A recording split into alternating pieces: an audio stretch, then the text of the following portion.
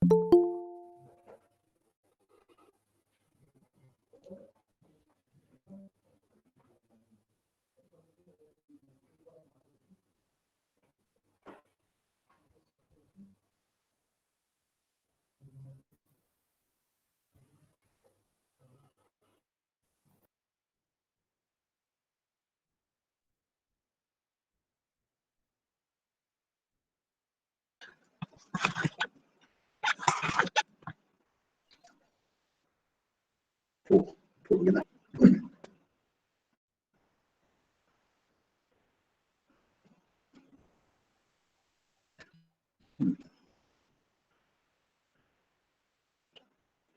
we start?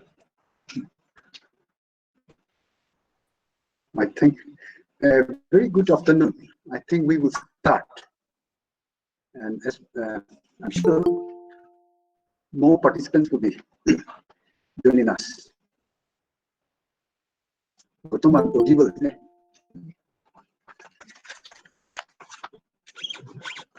Yes, sir. Yes.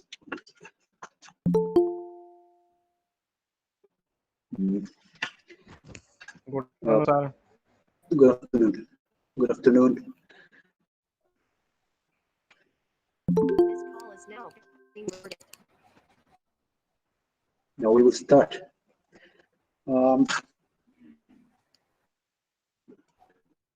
Honorable Speaker of the Day, Professor Bhikhu Parekh, Emeritus Professor, University of Hull, UK, Dr. D.P. Maji, Director, Dr. Ambedkar Foundation, Ministry of Social Justice and Empowerment, Professor V.K. Saikia, Prof. Vice Chancellor, Testu University, Dean, School of Humanities and Social Sciences, Head of Departments, participants from across institutes in the country. I, on behalf of Dr. Ambedkar Chair, Testu University, welcome each one of you to the 6th Dr. Ambedkar Memorial Lecture, which will be delivered by Professor Bhikhu Parekh on the theme Ambedkar's view on nationalism. I take this opportunity to briefly speak what Dr. Ambedkar Chair, Testu University do. Now, Dr. Ambedkar Chair, Testu University is one of the 21 chairs in the country. This was initiated and established by DAF, Dr. Ambedkar Foundation, Ministry of Social Justice and Empowerment, Government of India. Now, we are given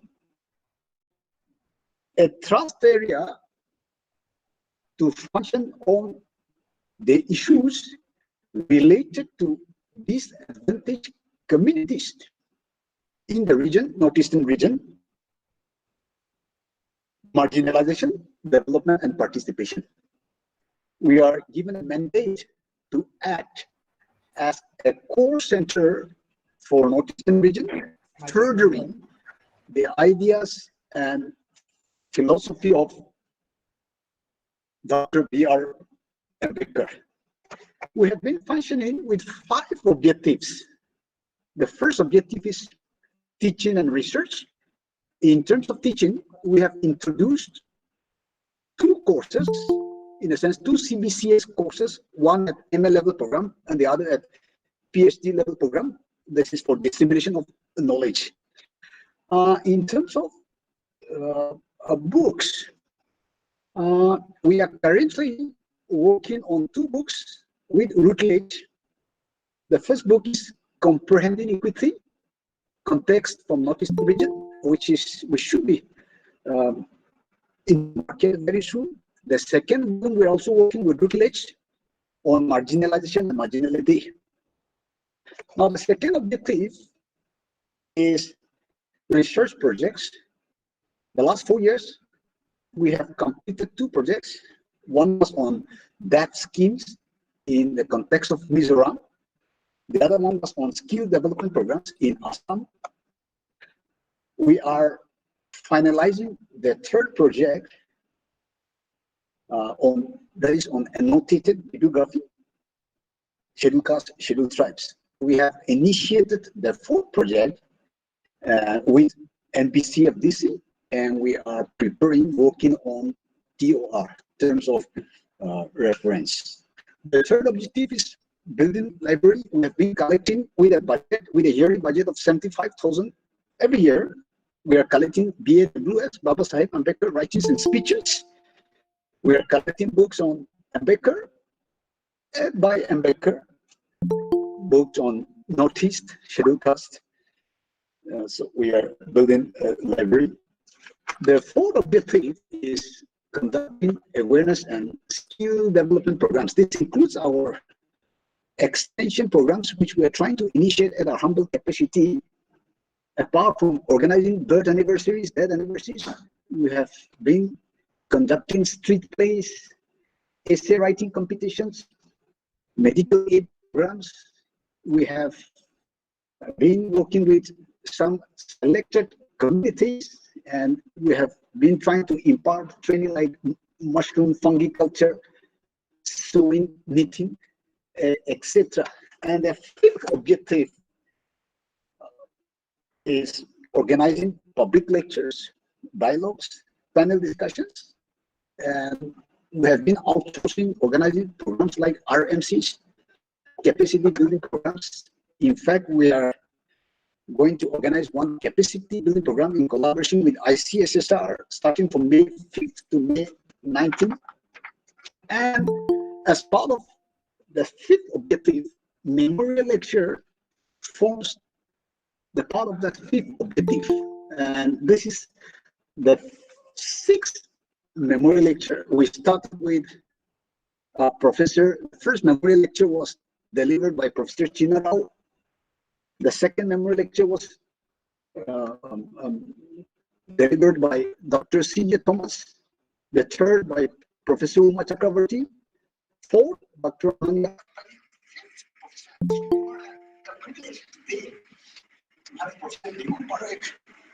Delivered the sixth Ambedkar Memorial Lecture on the theme Ambedkar's view of nationalism.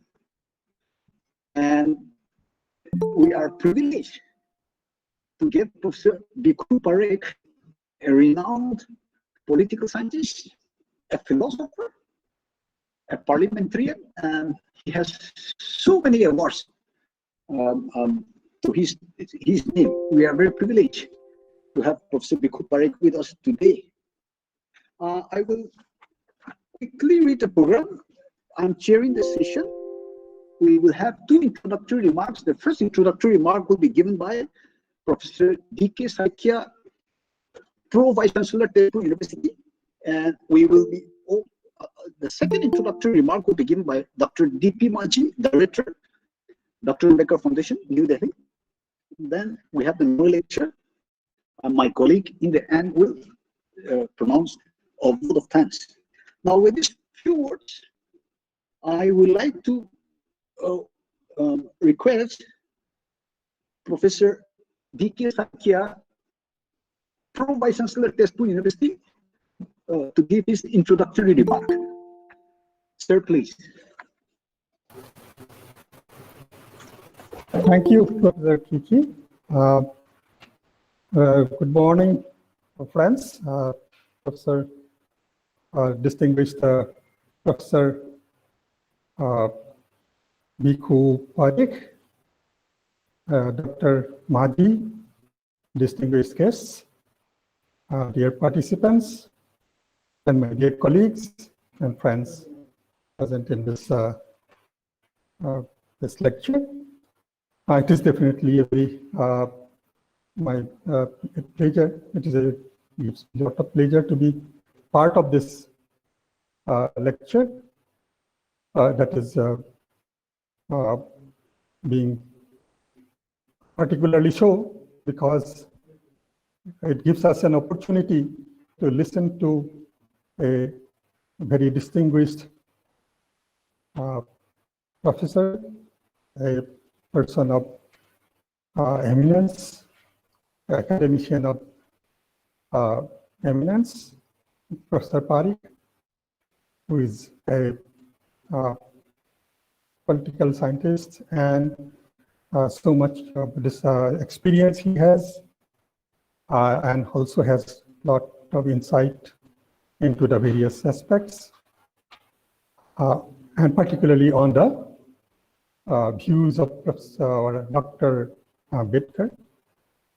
Dr. Ambedkar, our the chief architect of our constitution of our nation, a constitution that has allowed that that gave India the strength. It's a very strong constitution we have, very appropriate constitution that we have, that has kept the nation together over the years and has also enabled the country to grow stronger with time. Dr. Ambedkar, he worked very hard to build in elements into our constitution that were needed to remove the inequalities and injustice, social injustice that was prevailing in the society. Today, I am very eager to hear, listen to the insightful thoughts of Professor Parekh, his thoughts on the views of Dr. Ambedkar. I'm sure all of you are also eager to listen to him. So I'll not take much time. I'll not make you wait any longer. I thank the organizers for inviting me to this lecture and to get the opportunity to listen to the thoughts of Professor Parekh. Thank you. Thank you so much. Thank you, Professor D.K. Saikia, for your introductory remark. I would like to invite now Dr. D.P. Maji to give his introductory remark to the occasion. Sir, please.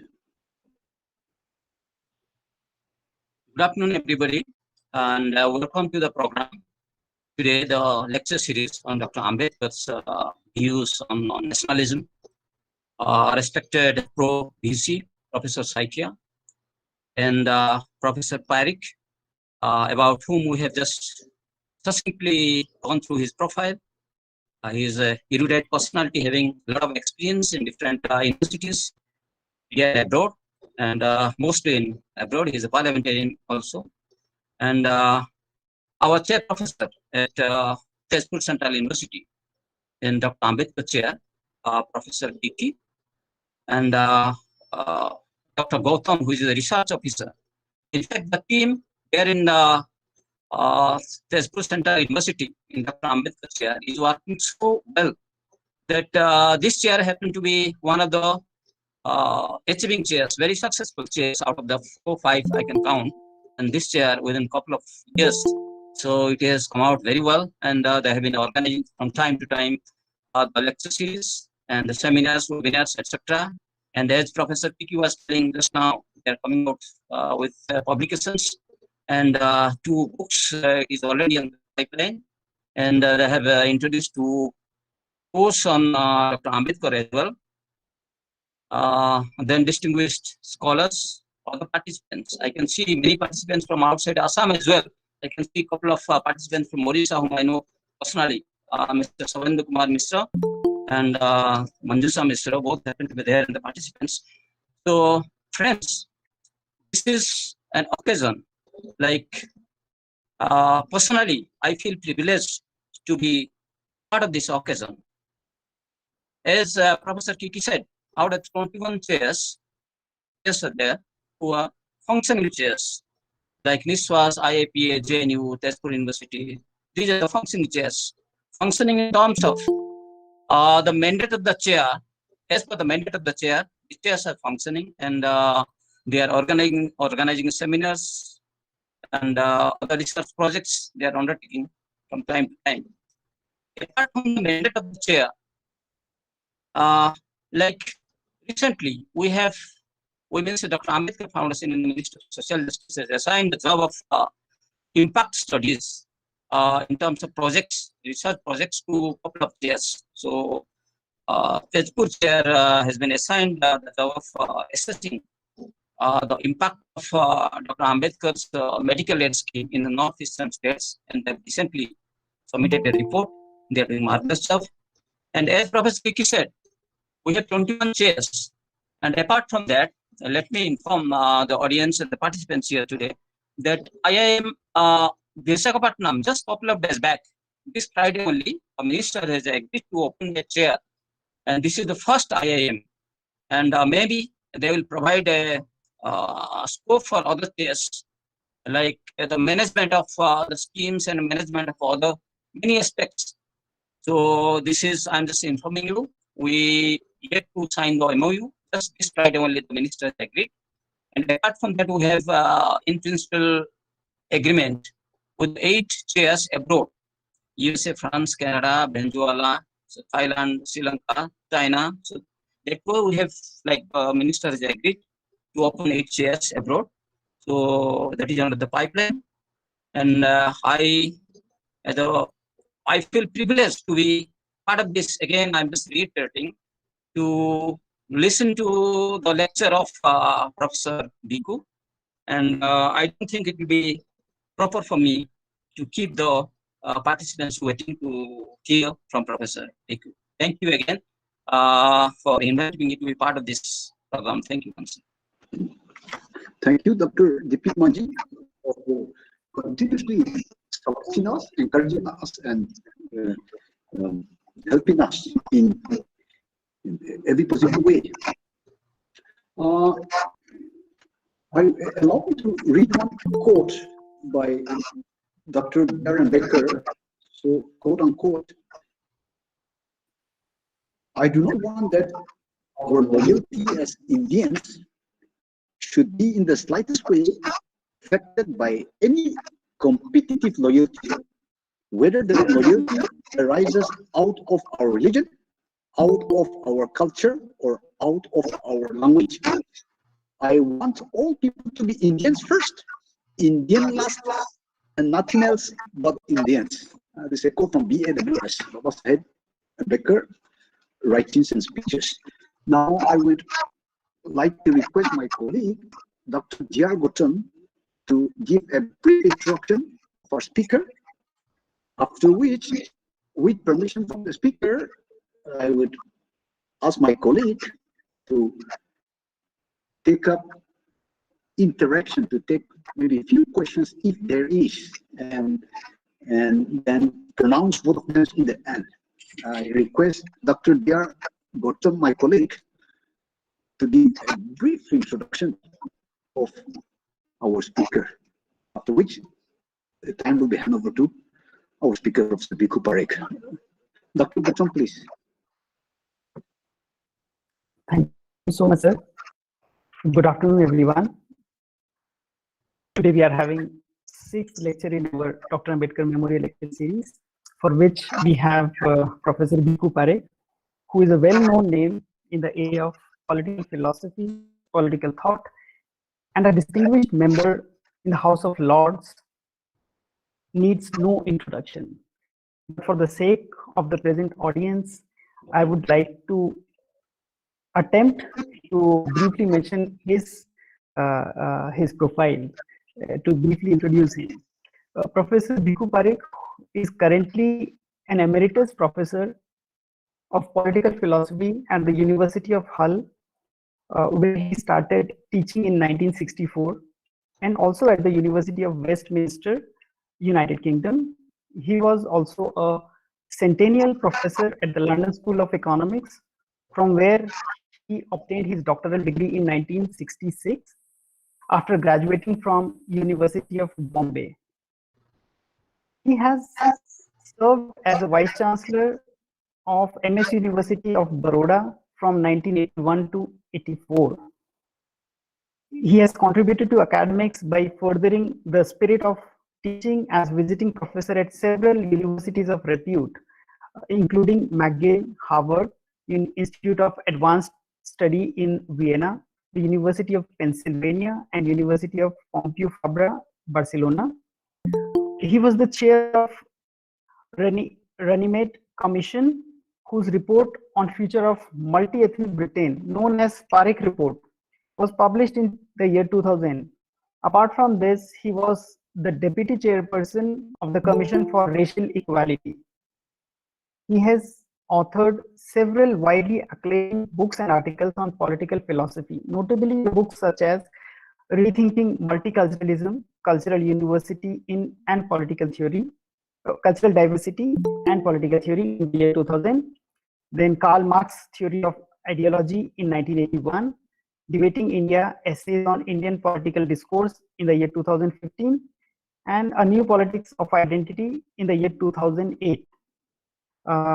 Coming to awards and honor, Professor Parekh is a recipient of Sir Isaiah Berlin Prize for Lifetime Contribution to Political Philosophy by the Political Studies Association in the UK in the year 2002, the Distinguished Global Thinker Award by India International Centre, New Delhi in the year 2006, BBC's Lifetime Achievement Award in the year 1999, the Interdependence Prize from the Campaign for Democracy, New York in the year 2006, and the Padma Bhushan Award by the President of India in 2007. He is a fellow of the British Academy and the European Academy, and past president of the Academy of the Learned Societies for Social Sciences. With this brief introduction, I would request Professor Bhikhu Parekh to deliver this lecture. And with the permission of the speaker, we would at the end take few questions, and I would request any person who is interested to have any query to mention those queries in the chat box. Thank you so much. I would like to request Professor Bhikhu Parekh to take over. Thank you, sir.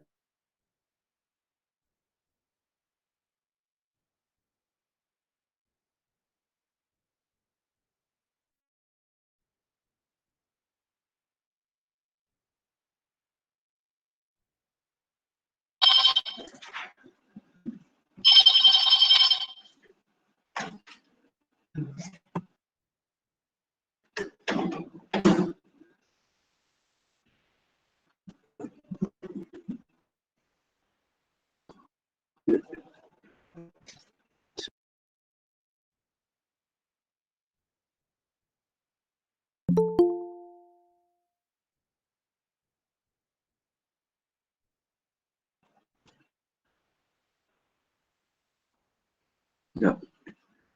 Yeah, please wait. Sir will join again. Please wait.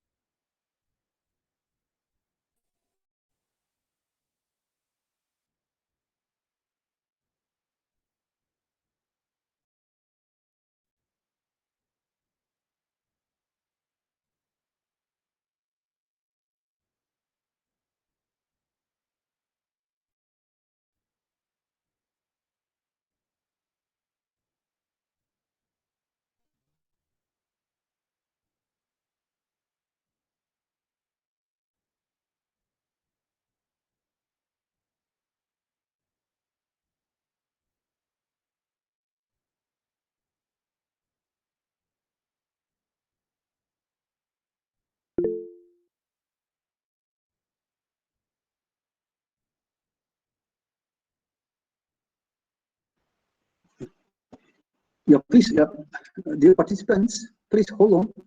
Wait, sir is having some network issue, but he will join immediately.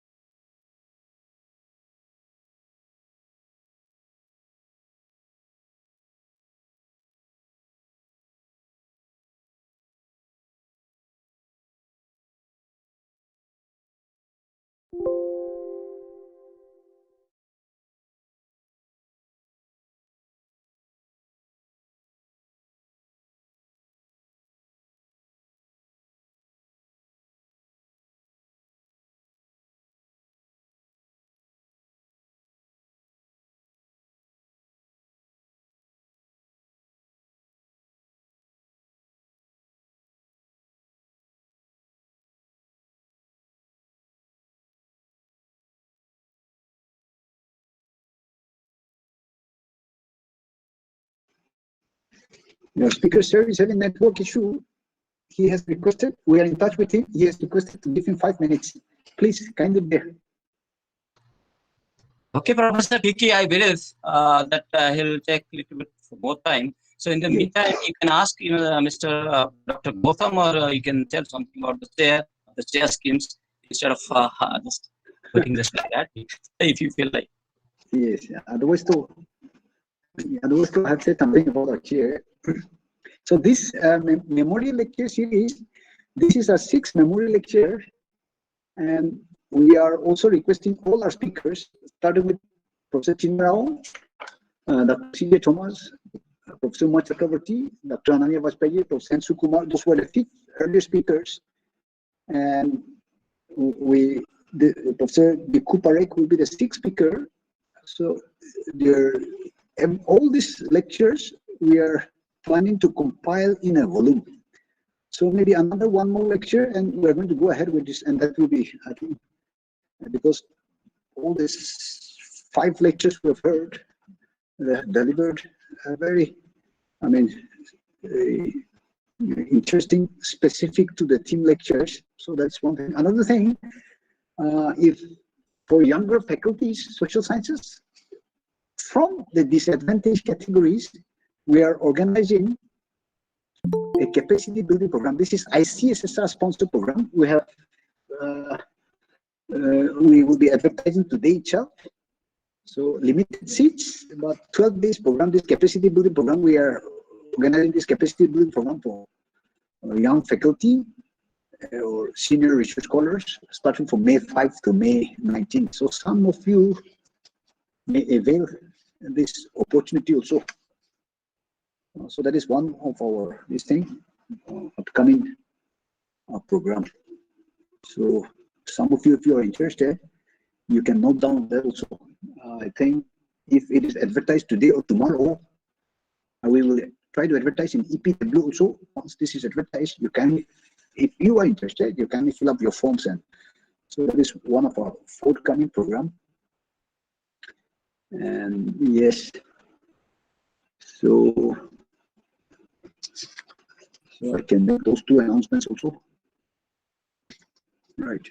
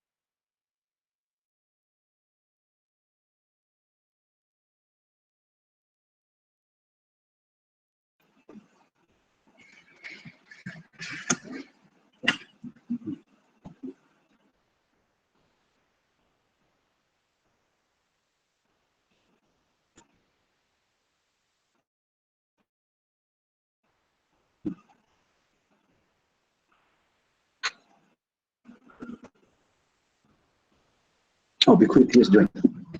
Yes. Somebody's helping.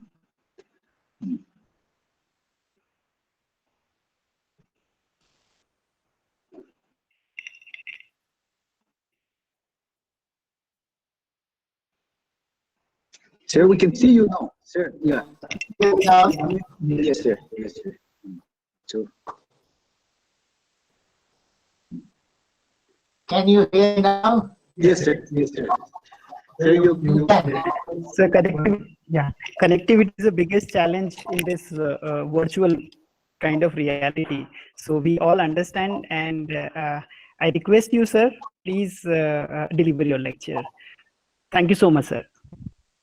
Well, I think you have said so quite well. I'm terribly sorry for this tremendous breakdown in communication. I think I lost my way by pressing the wrong button, and then I couldn't get back to the American University. I had to call my friend who had just said everything right. So you can hear me now. Yes, sir. Yes, sir. Sir, we can hear you now. Yes.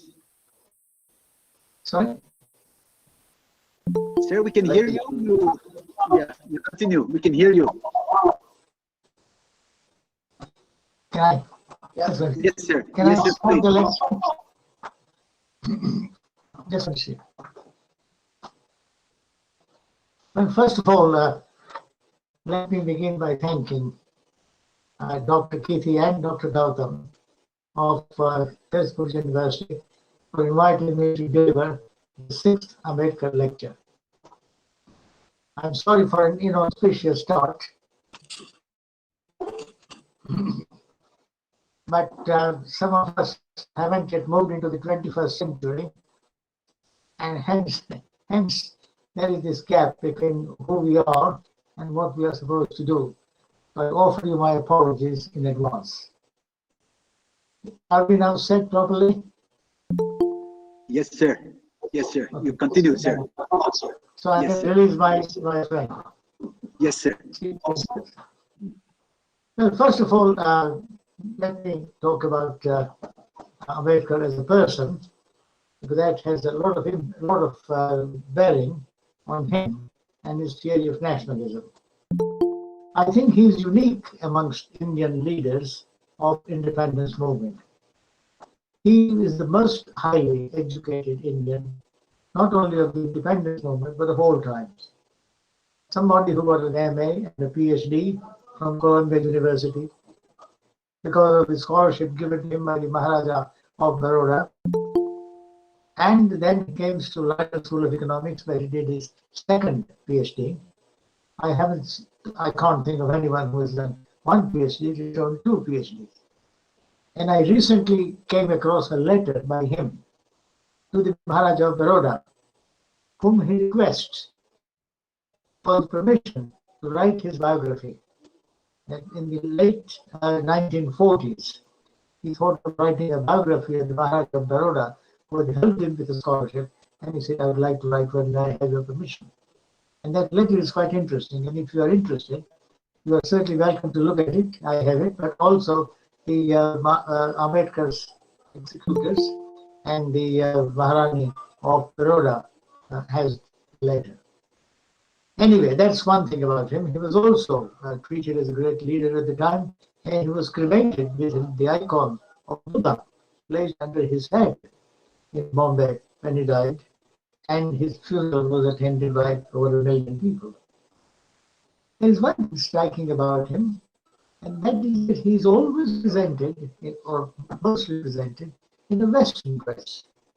Unlike Gandhi or Pandit Nehru or lots of other people, Ambedkar is always in a three-piece suit, carrying a copy of the Constitution. What does it tell us about him? And what does it tell us about those who construct images of him?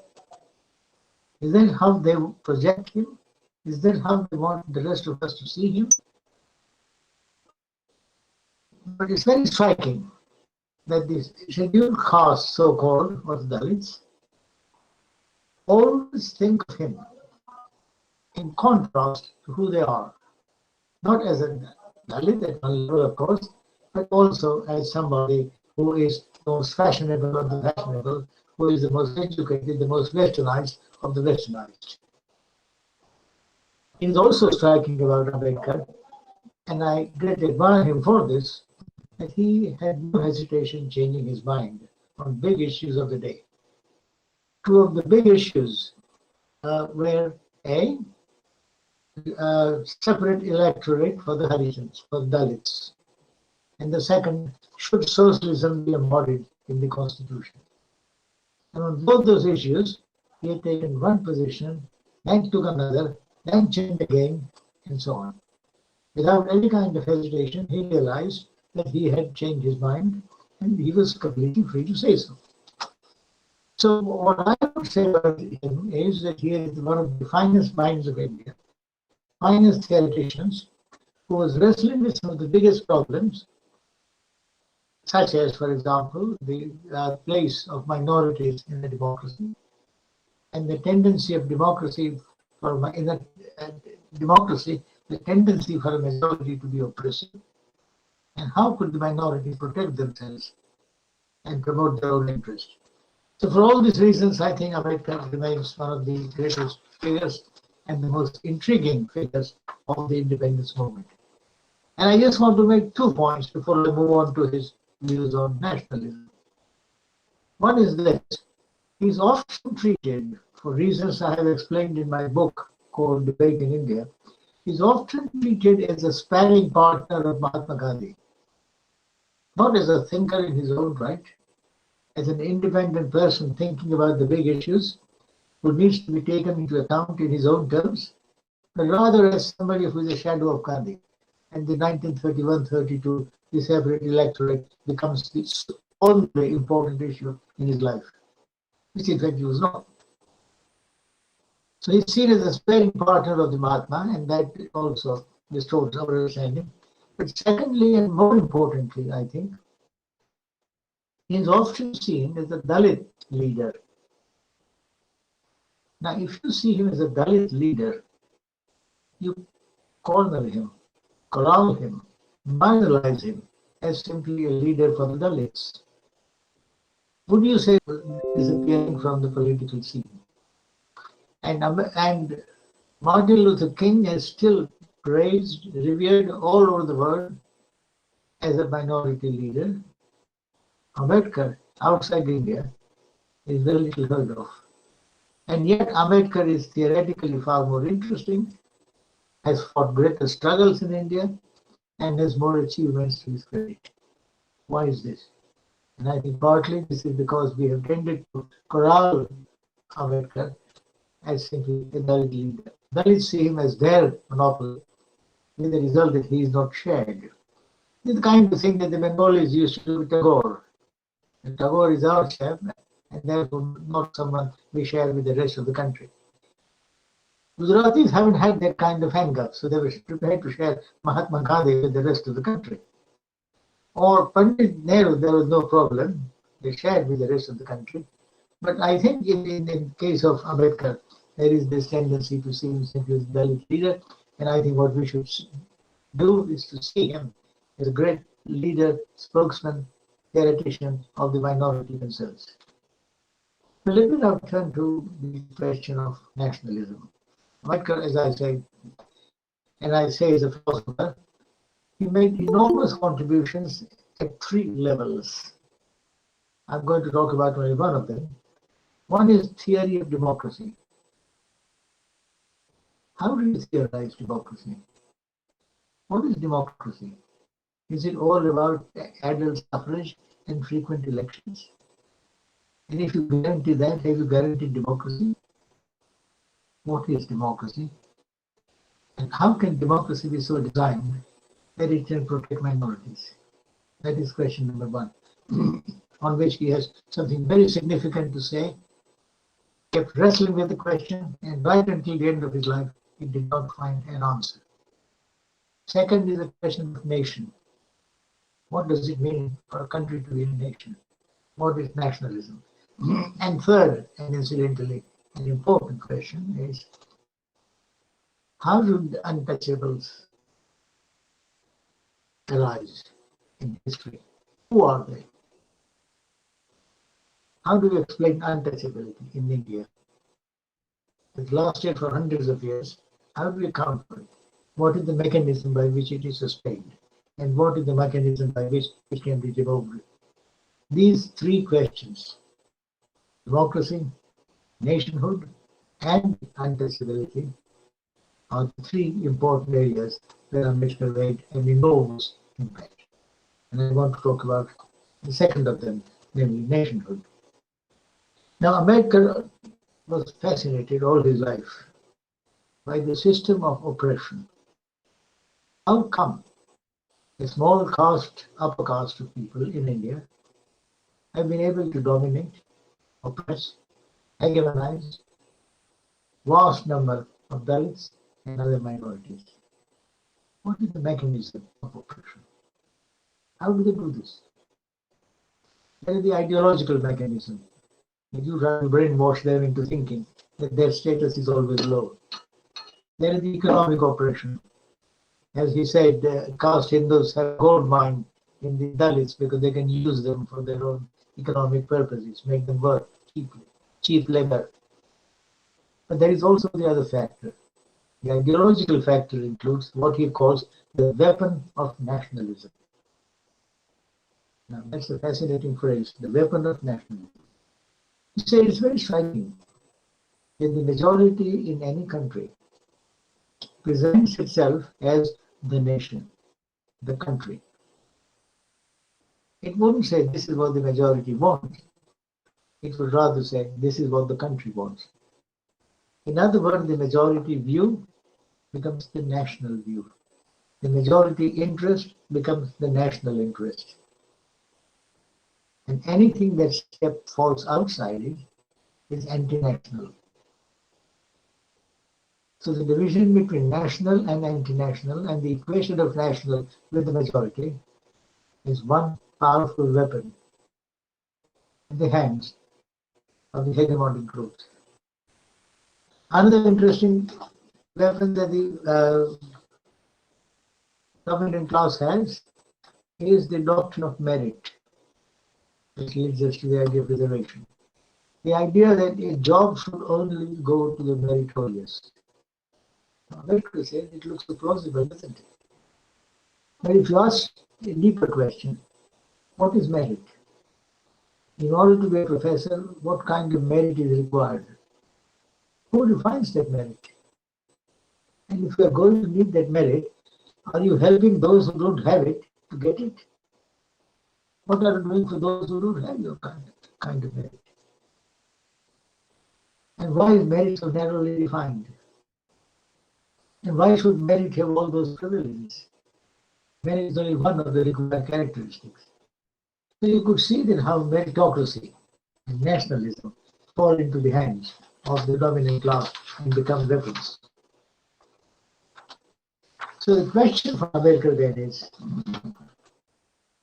what is a nation?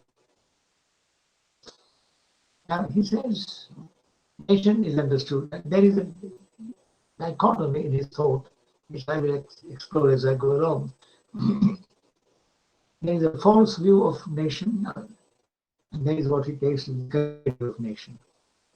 For him, a nation is basically a group of people connected with each other by sentiments of mutual concern and sympathy. Nation is not an abstraction. It's not something that is hovering over our heads and incarnating itself in individuals. A nation is how you and I are bonded to each other. When people of a country feel for each other, see each other as kith and kin, care for each other, that group of people is a nation. Please try to understand. It looks simple, it's a very powerful step. A nation is simply a community of people, a group of men and women, bound by the ties of mutual concern. It's not an abstraction. Which means to serve a nation is to serve its people, not to serve some abstraction called Mother India, It is to serve every Indian. Which is why Ambedkar argued against Congress leadership that independence of India does not mean independence of its people. The Dalits will remain oppressed. Independence of India has meaning for me only insofar as it means independence, freedom of its individual citizens. So the nation then is not something given nature. It is a political project. It's a project which the state undertakes, and through that, the actions, the policies of the state, a group of people are bonded together. Now that's extremely important notion. The nation is a political project. And as a political project, very important again, it is embedded in the idea of fraternity. And that's another extremely important idea, the idea of fraternity. I'll say more about it in a minute. The idea of fraternity, the Indian Constitution is the only one in which the idea of fraternity appears. And the threefold slogan of the French Revolution, liberty, equality, fraternity, is central to Ambedkar's thinking. In a way, it is not to anyone else's thinking. So for Ambedkar, a nation is constantly created, recreated, undermined, weakened by the actions of the state. And therefore, please follow this argument, it's very important that you feel concerned about people because you share a common history, because you care for each other, because you have common interest. And this is why Ambedkar made a very important point in the constitutional discipline, which I don't think is widely appreciated in India.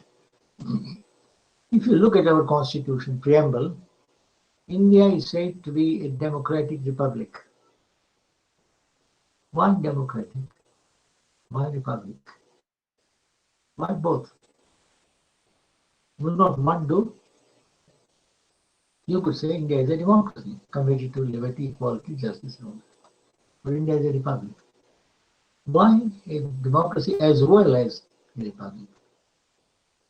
What is the distinction? And if you look at the history of the preamble, the distinction becomes very clear.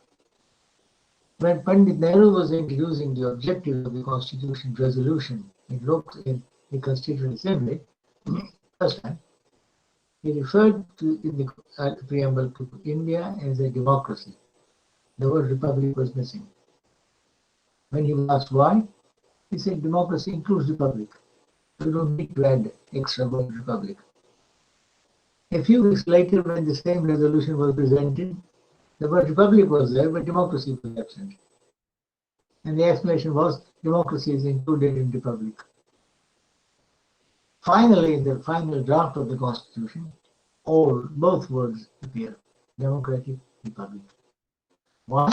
And that is the doing of Ambedkar and Nehru. Ambedkar was a Republican. And the Republican, a man who had spent years in Colombia, who had observed the American Constitution, who was steeped in the Republican tradition. He had read Fuller, Tom Paine, and all those people. And he knew that the Republic was different from a democracy. And what were the differences? Three. In a Republic, there was economic and social equality. There was no hierarchy of the kind that you have in a caste. In a republic, you have public-spirited citizens. And citizens do not simply pursue their own interest. They pursue the interest of the public. As the Constitution Committee, the drafting committee of the Constitution, of which Ambedkar was the chairman, put it, republic means res publica. Public thing. The state is a public thing. It's not owned by anyone individually, but by people collectively, and therefore the state should pursue collective interest. So what you have is India is not just a democracy where elections take place every so many years and the government gracefully surrender power to the incoming government. No, it is also a society, a democracy committed to social equality, economic equality, public spiritedness, and the sense of bonding between its citizens.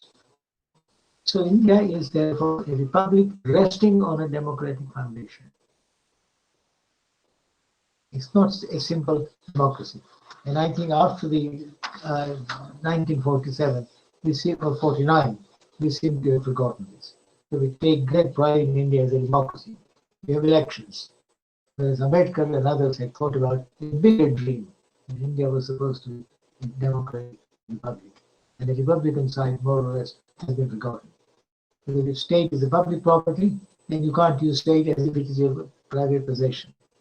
You can't use it for personal interest, which is so common in our public life. The first principle of republic, res publica, a public institution, is violated at every stage. Becker would have said this is the republic. It may be democracy, all right, people come, people go, but not republic. So that's his idea of the kind of democracy that India needed. Now, if you understand nation in this way, people bonded together, why should they be bonded together in this way? What is the difference? Why is it important that India should be a nation rather than a non-nation state? Why should it be a nation state? What are the advantages? And Ambedkar, he said the nation has 4 advantages over a non-nation state.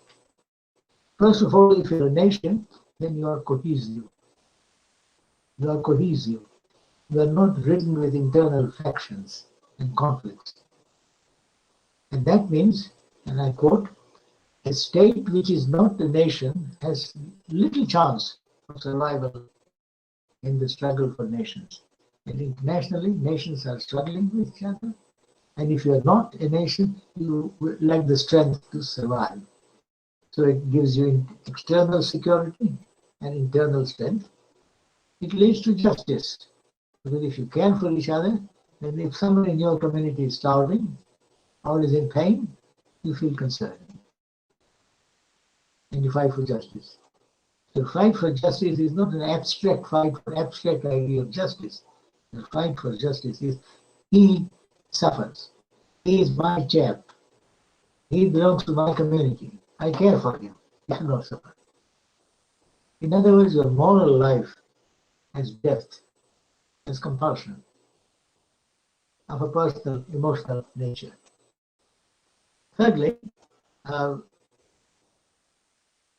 having a nation means that citizens have the reassurance that whenever they are in trouble, they are never alone. There are others who care for them, others who will fight for them. And it becomes a kind of mutual security pact. So for all these reasons, it is very vital that a state should be a nation and India should be a nation of the kind that he described. People bonded together by ties. How does one become a nation? Or if you have become a nation, how do you sustain it?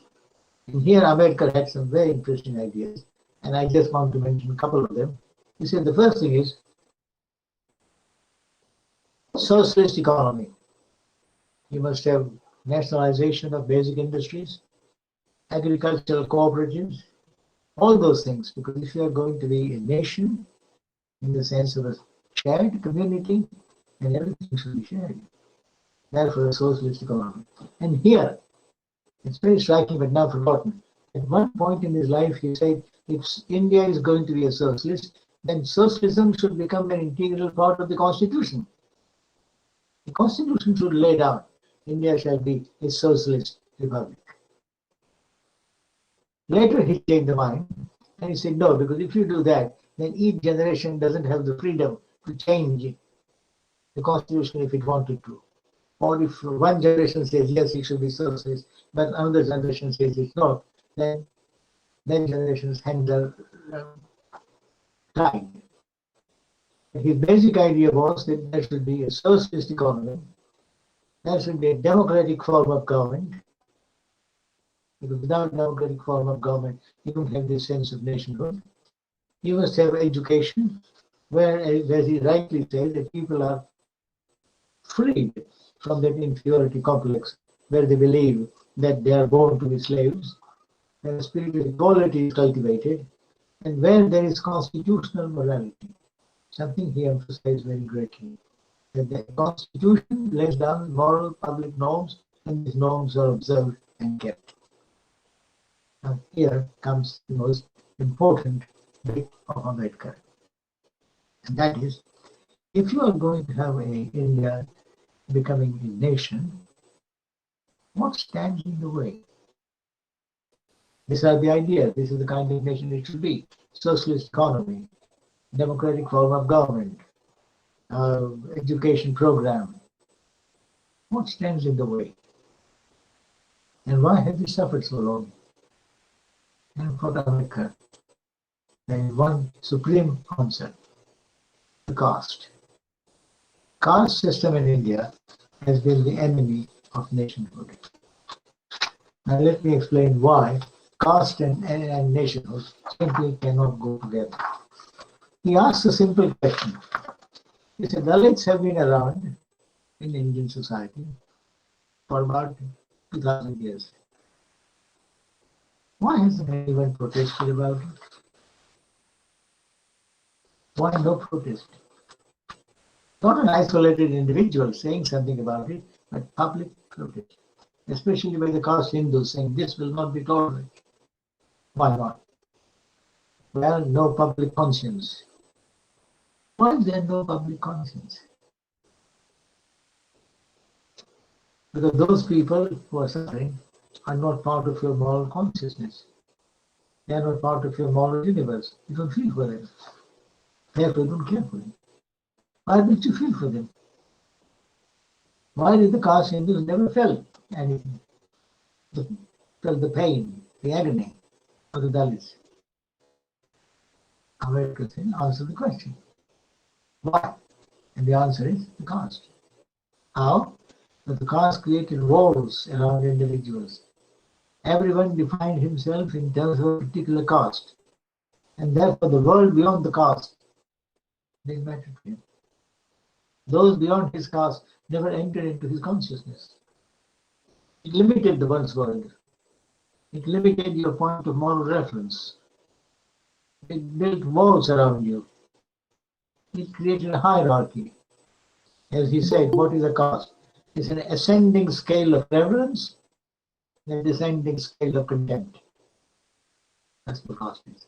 And if you have a scale of reverence and contempt organized in this way, how can those people care for each other?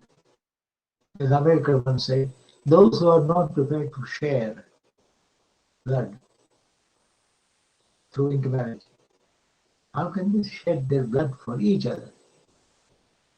Therefore, if other castes were in trouble, you are not bothered. So the public conscience for Ambedkar is absolutely critical, which he defines as the, I must quote him, he said, public conscience which becomes agitated at every wrong that anybody suffers, whatever the cost of the sufferer. And in India, this kind of agony and the suffering of another person has been absent. Public conscience, as he calls it, has been absent. With the result that the spirit of fraternity across the caste never grew, and therefore the idea of nation never grew. So caste must go if nation is to flourish. Now that leads to the question that I raised earlier. There is nation which is understood not in the way that I have described, which is people bound to each other, but a kind of supervening entity, an abstraction, Mother India, Father Germany, or whatever. What happens then?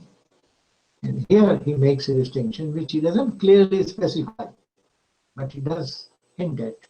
which is nationalism that is collective, that is aggressive, that refies the nation, and that is anti-liberty.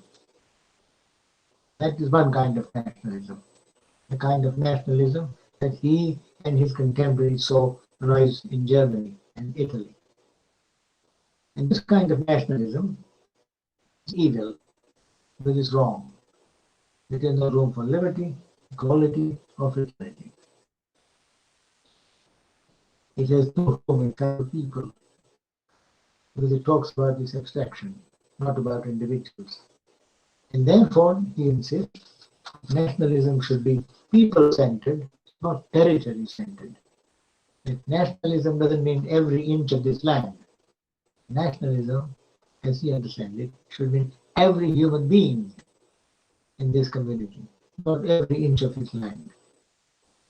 So for these reasons, Ambedkar was in favor of what you might call good nationalism, which means a nationalism which is people-centered, humanist, liberal, as opposed to the other nationalism, which is aggressive, collectivist, and all that.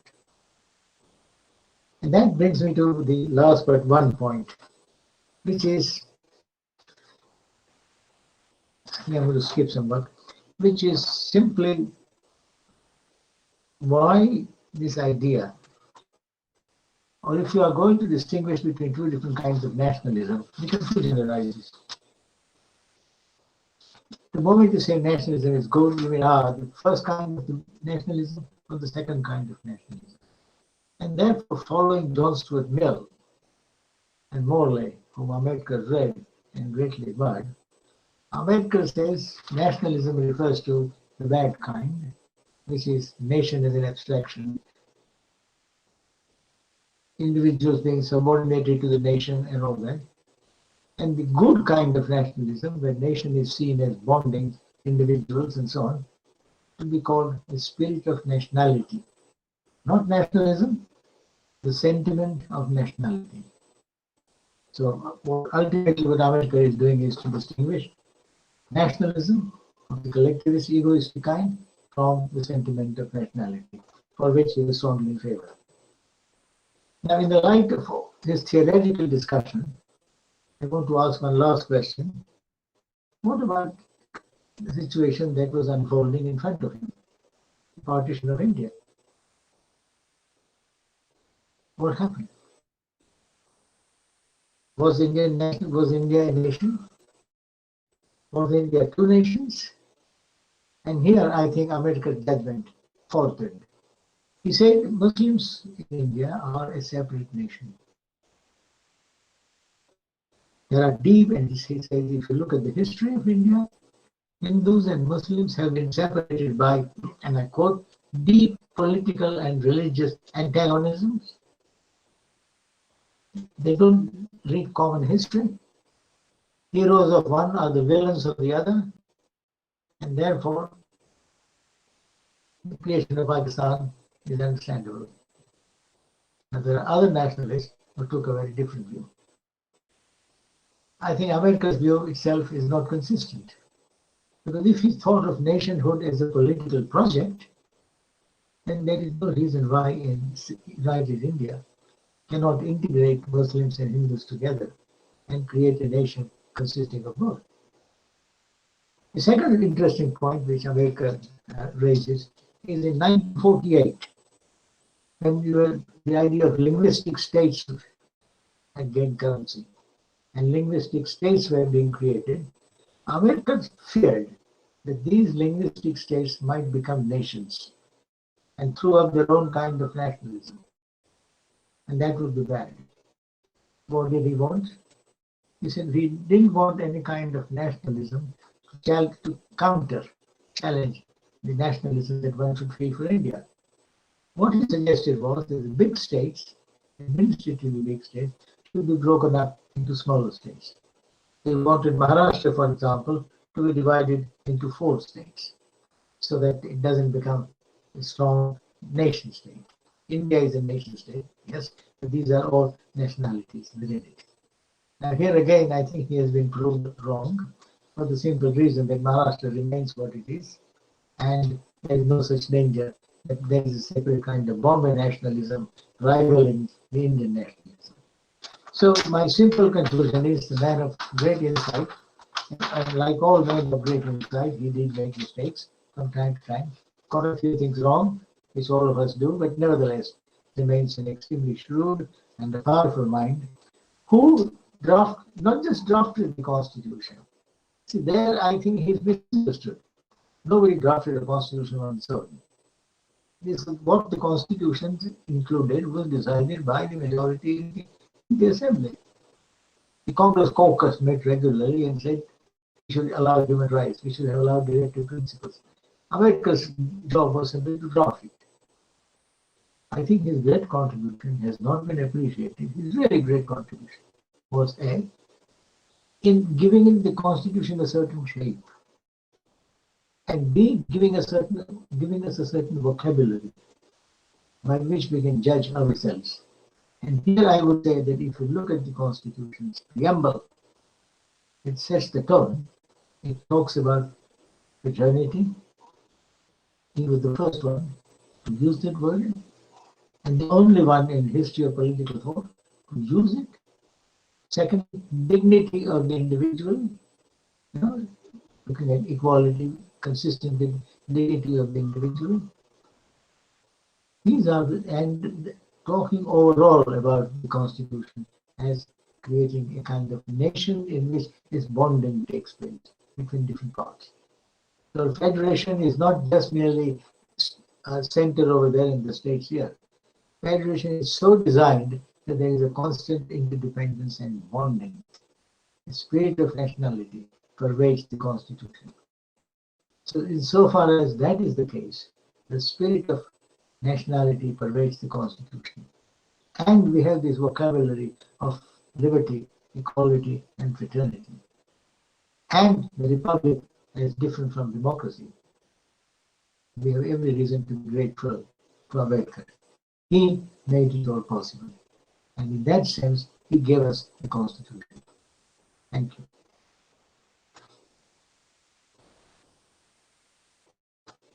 Related Baba Saheb Ambedkar by highlighting and mentioning that generally people do follow reductionist approach while we discuss about Ambedkar, and this is the approach with which we generalize about Baba Saheb more frequently.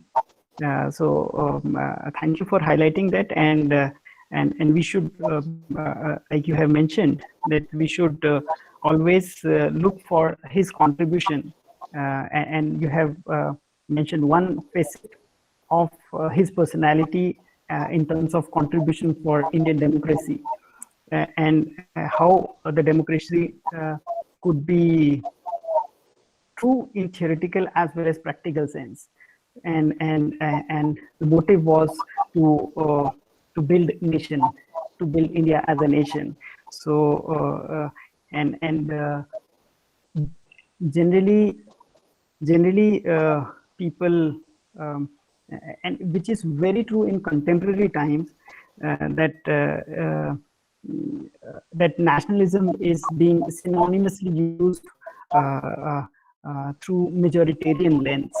So which is a misconception, and as an academician we should always try to further the real meaning of nationalism, which Baba Saheb has in so many ways propounded, and you have rightly mentioned by highlighting few ways, like how we can have true democracy, and how we don't have true democracy if we don't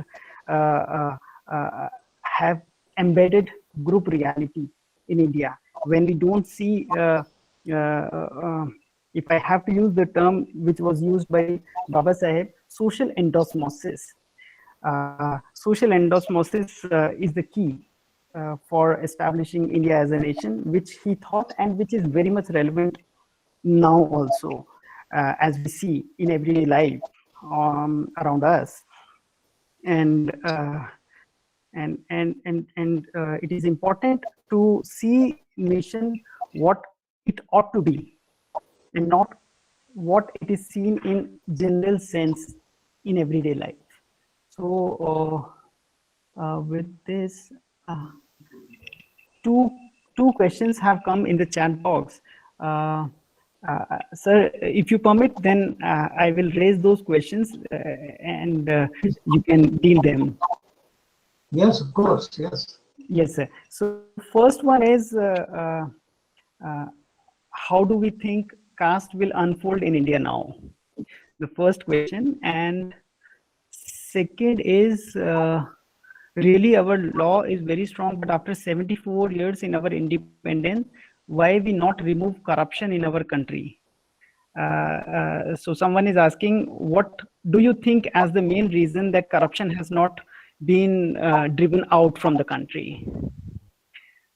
These are the two queries, sir. The first one, unfolding India. Shall I answer or shall I collect a few more? I think these are the two questions, sir. You can answer them, and with those questions, we will try to end the session. Yeah. Try to end. Well, first of all, how is India unfolding? I think India is unfolding partly as Ambedkar predicted, and partly against his prediction. He expected the caste will continue. Well, it hasn't been the case. I mean, castes have continued, but they have also discontinued. The caste has re-emerged in a very new form. So smaller castes have disappeared. Middle castes have gathered together into a larger alliance. So I think the caste formation has been far more complex than Ambedkar thought. That's my quick answer.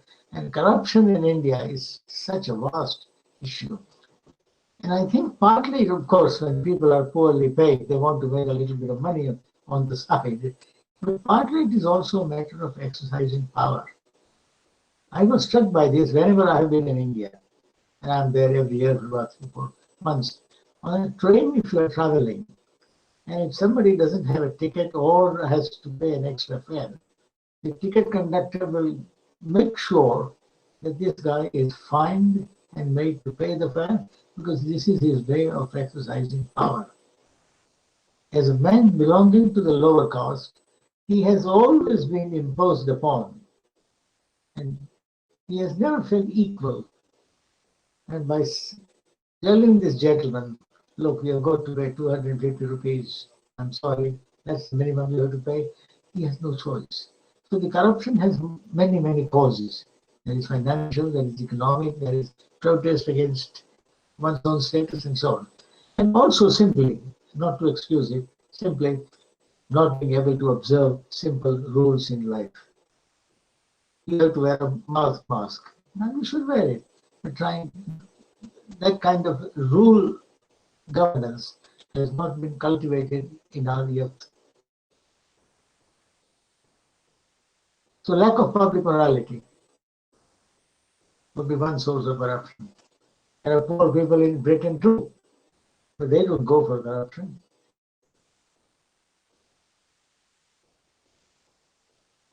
Please.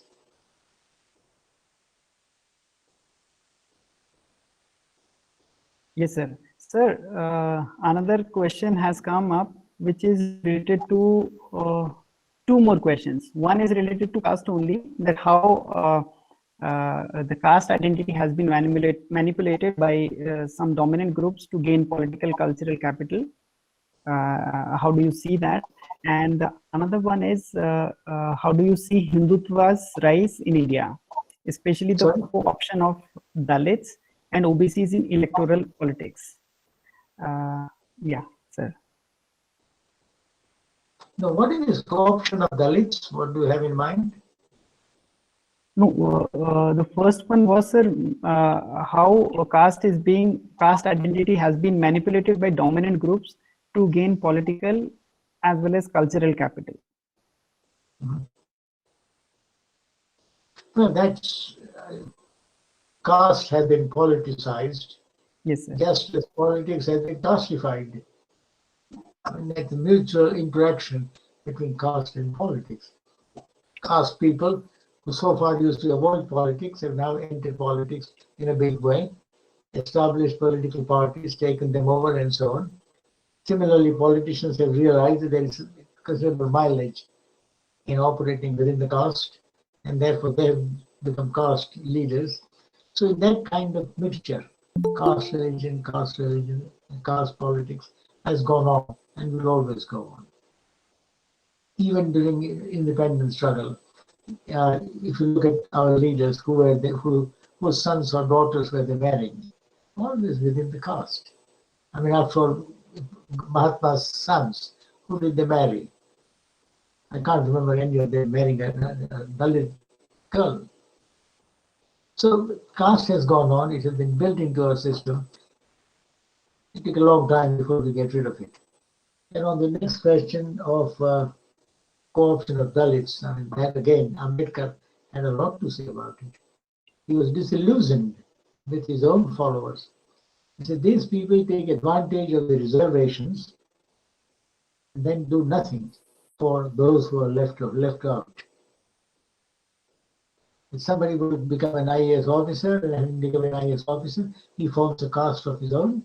With other IAS officers, has no interest in other Dalits.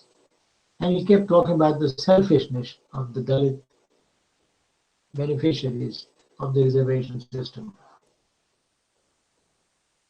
And he kept warning, and this was his answer to the minorities, he kept warning the Dalits. He said, look, your salvation is in your own hands. So please make sure that the next time you vote, you study all the candidates very carefully. Don't just vote blindly. Now all that is important.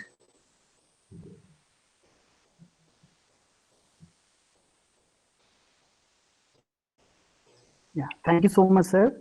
Thank you so much for reflecting on the issue of caste, which we see as so much inextricably linked to our own mindset that largely we are also unfree, and that is why, and probably Baba Sahib has understood this aspect, and that is why he said nothing could work but only annihilation of the caste.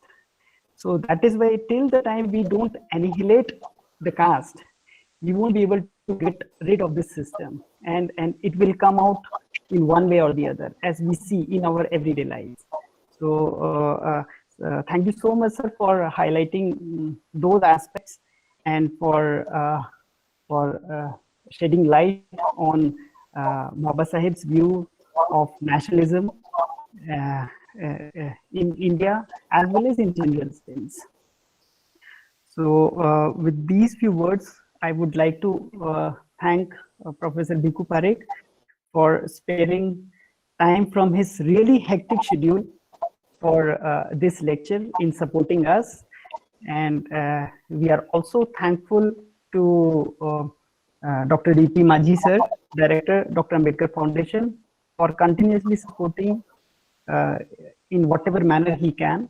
And we are also thankful to our university administration, Vice Chancellor, Pro-Vice Chancellor, Professor D.K. Saigya sir, who has accepted our invitation at very short notice. And we are thankful to Registrar sir for continuously supporting us, Dean sir, Professor P.K. Das, who is also part of local advisory committee. We also want to thank local advisory committee for supporting us in different forms for our different activities. We are also thankful to all the participants who have spared their time to become part of such an important event. Most importantly, at the last, we want to thank Shri Amarnath ji for making this event possible by giving us technical assistance. With this, I would like to thank everyone, and yes, thank you. Thank you so much. Thank you.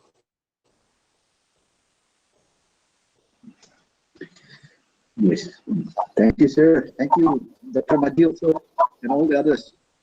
Yes. Well, it has been a great pleasure. I'm Yes, sorry sir. I didn't have physical contact with the university. Right, sir. We would love to have you in the future.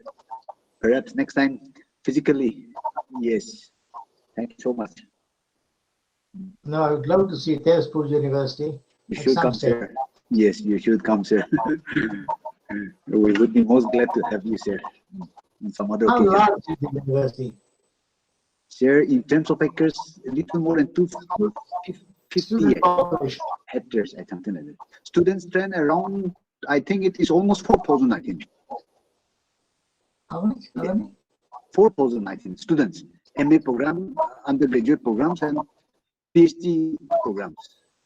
So, students trained, I think, a little around 4,000, I think.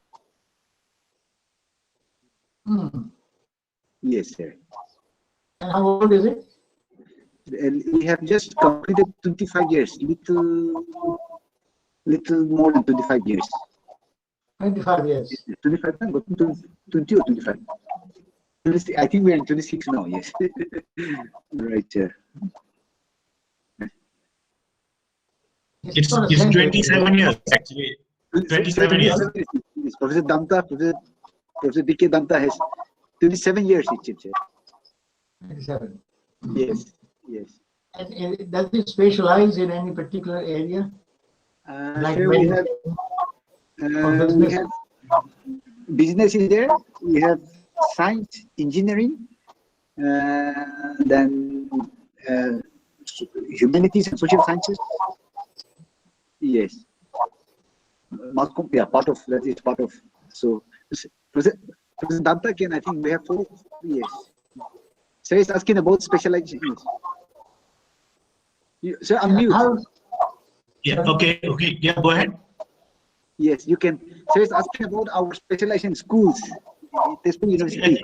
We have a school of sciences, we have a school of engineering and technology, we have a school of humanities and social sciences, and we also have a school of management, actually, where we teach commerce and management. Commerce. Yes, we do. Commerce and management. And we started as a technology school, actually. In fact, started as a technology school with science and engineering accent, but then we have now branched out into human sciences as well. So we now have a school of social sciences, where we have social science subjects like cultural studies, economics, sociology, social work, and of course English.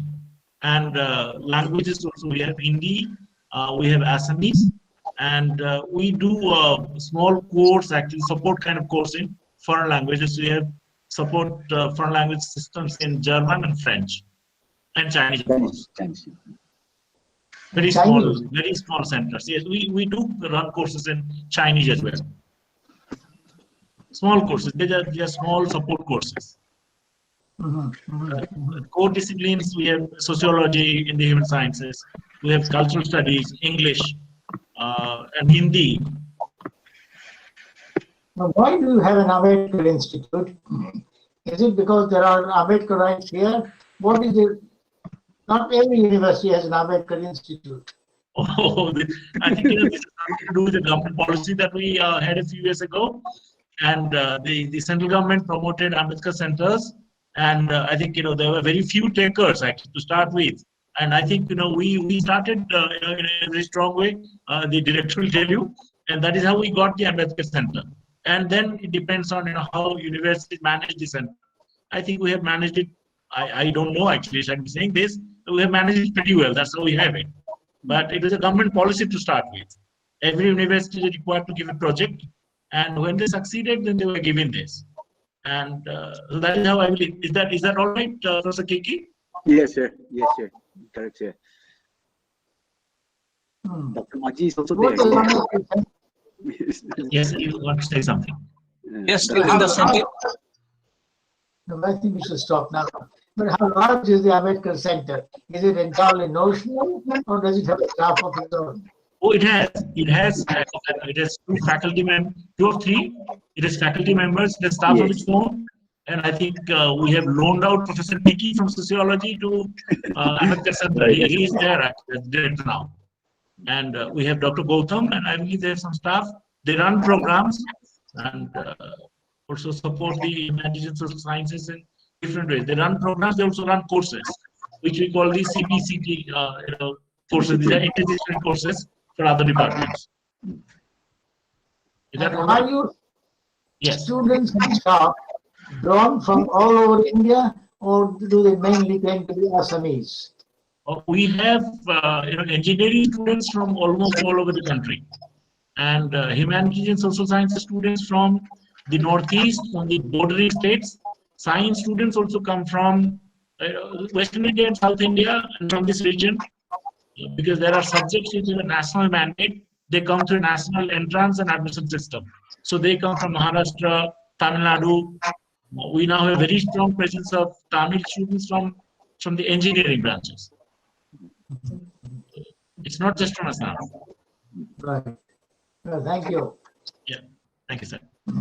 Dr. Maji, you want to add something? Well, I was telling during the centenary celebration of Dr. Ambedkar in 2016. So Yeah. we had opened, there was a government policy taken at the level of the Prime Minister, a committee headed by the Prime Minister that will be opening of new chairs in different universities, central universities. So in the northeastern region, this Tezpur Central University was identified along with the PHU and many other universities are there. We have 21 universities including in JNU, University of Public Administration, that's in New Delhi, and we have Chennai, Madras University, SNDT, Mumbai, and Niswas, Bhubaneswar. So that way, it was a government policy. And so accordingly, we have opened the chair there at Central University. No, I'm glad you have a share. And I'm glad there is a center in Northeast, which is trying to understand Ambedkar from its own perspective. Yes. You have a large Dalit community here? Sir, we didn't get. No, do you have a Dalit community in Assam? Yes, sir. Yes, sir. Yes. Yes, sir. We have. But then the constitution of the Dalit community in the northeast is slightly different from what you have elsewhere in the country. The caste system is not very strong here. Actually, when you look at the structure, It's not very strong. not very strong. Not very strong. Though one cannot rule out caste in any sphere of Indian life. See, untouchability has never been an issue in a very big way in the Northeast, anywhere. And many of the tribal communities are economically fairly prosperous. So that in a way, gives them a tremendous advantage in certain areas. So we do not have the kind of, Dalits that we have in Central India or South India or Western India. But the politics and rights, of course, there would be issues. There are Hindu Dalit castes. I think, that. But then the caste system that we see elsewhere, the rigidity of the system, structurally from outside, doesn't look very strong. At least, if I'm not wrong, Professor Kiki and other colleagues. Yeah. And personally, I think Professor Parekh, it's so good to see you. Actually, I'm so happy. Actually, I've been following up your work on Gandhi for a very long period. I'm so happy to see you in my university. So thank you very much, actually, for being here. And I must thank our colleagues from the center that have thought of you, to have invited you. It's a privilege, and then I'm so happy to see you here. And I'm actually Well, thank you. Thank you very much. You are very kind. Yes, no, sir. Yeah, thank you so much, sir. Thank you so much, sir. We have shared the feedback link in the chat box. So this is for the other participants who are interested in giving the feedback form. So feedback form link is given in the chat box. So kindly visit the chat box and note down the feedback link and do fill the feedback and give your feedback. So thank you so much, sir. Thank you, everyone. We would like to end. Thank you so much, sir.